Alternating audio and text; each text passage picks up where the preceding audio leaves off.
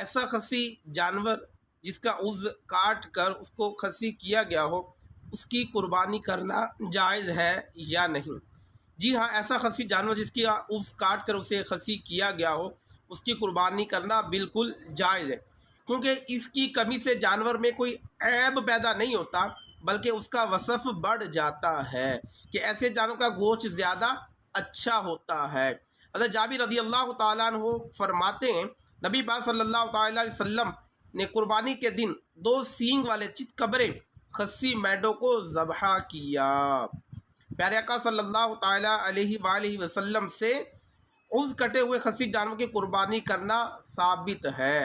اعلیٰ حضرت رحمۃ اللہ تعالیٰ علیہ ارشاد فرماتے ہیں، خصی کی جانور بالکل جائز ہے، کیونکہ اس کی کمی سے اس جانور میں عیب نہیں آتا بلکہ وصف بڑھ جاتا ہے۔ خصی کا گوشت فحل کی بنسبت